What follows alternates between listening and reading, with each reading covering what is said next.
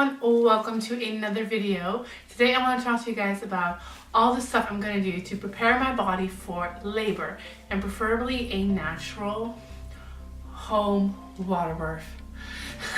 That would be ideal. Now first off, I'm taking supplements, and yes, I did talk to my midwife about it, making sure that he's on board with all the supplements that I'm taking and that he agrees with them.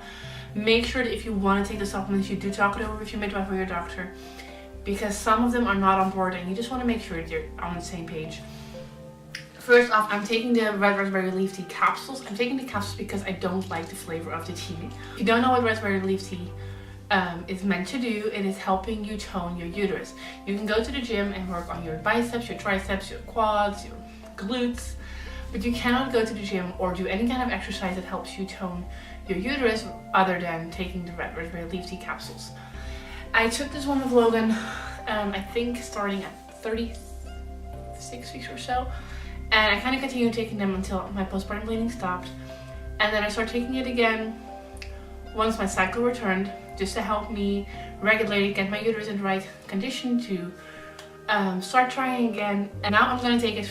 I started at 33 weeks, and I recommended those anywhere between 3 to 6, and these are 400 milligram capsules.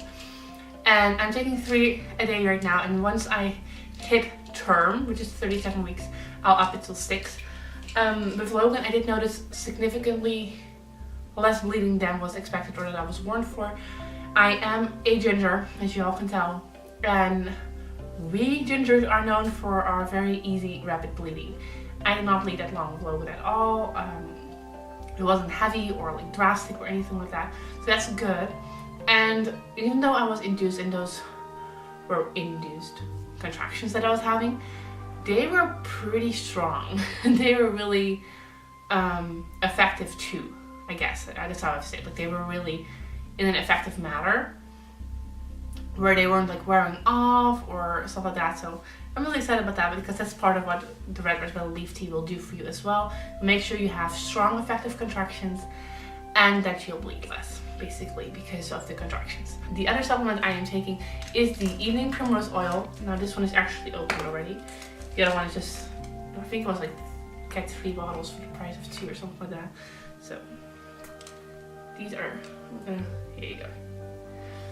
The gel capsules, these are the 1300 milligrams. Evening primrose oil is supposed to help soften and ripen your cervix. It's kind of just natural herb. You do have to be careful not to start too early, because if you do, you might rupture your membrane, which basically is your water. For that particular reason, I'm only going to start taking 1 a day orally at 34 weeks, and then at 36 weeks I'll take 2 orally, and starting from being 37 weeks on, I will also start inserting them up my you know what. And if you do want to do that, make sure you use a panty liner, because it gets really gross. Just a pointer. The other thing that I will be taking, like supplement wise, is a medication herb natural thing that my midwife is going to prescribe to me once I'm 37 weeks.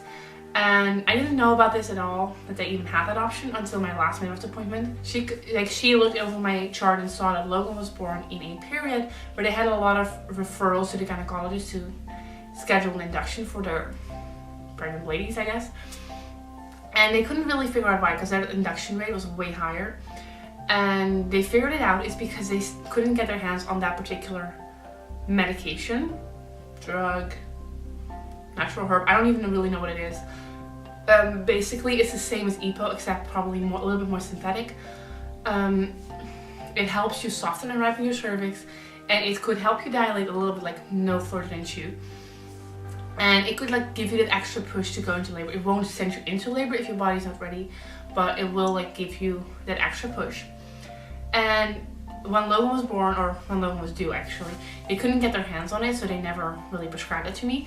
And right now it is in big black letters on my chart that if they can get that particular one, which right now it doesn't seem like a problem for them anymore, I will be prescribed that. And at that point we will talk over whether or not I will still be taking the evening primrose oil. So, exciting stuff.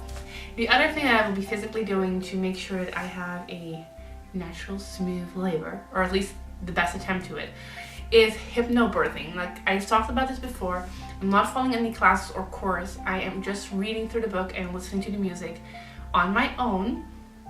And I kind of fell off the bandwagon a few weeks ago because I kept falling asleep during the music, and I kind of just googled like why that would happen or how you can prevent it or whether other people would experience that as well. And a lot of people actually fall asleep during the music, and they recommend like doing it like listening to the exercises on a birthing ball or on a place where you cannot fall asleep, like a birthing ball or like standing up or something like that. And I've tried it and I've realized that I'm still getting really, really relaxed and really in the zone to the point where I would fall asleep because that's how relaxed I am, but I'm not because I physically can't, because I would fall off the birthing ball or I would fall off whatever I'm sitting on. So that's good. I'm trying to do that one now every single day, preferably twice. So either before my nap or before bedtime, or when Logan is occupied doing something with Rob, then I can do it on the birthing ball. It kind of just depends on how my day is going. But I'm making sure that I at least listen to one music thing or one exercise a day, just to get it into my system and make sure that it's like really sunken in on like how to get into that zone. Other physical things I'll be doing is definitely a lot of walking. The weather is clearing up right now. It is supposed to be still winter, but 9 out of 10 days it is kind of sunny and it is like above 5 degrees Celsius, which is kind of nice to go on a walk. It's not that cold anymore. So I'm trying to go at least for a half an hour walk each day right now. And I can tell once I started like walking for like walking, like not just from my couch to the kitchen or back, but actually for more like 10 minutes straight, I feel a lot of pressure down there, like a lot of pressure. And I'm actually getting breast and hips contractions during them as well. Like usually I only have like breast and hips when I like made it funny, like when I bend it over funny, or when I did something like I got off the couch a few times in a short amount of time.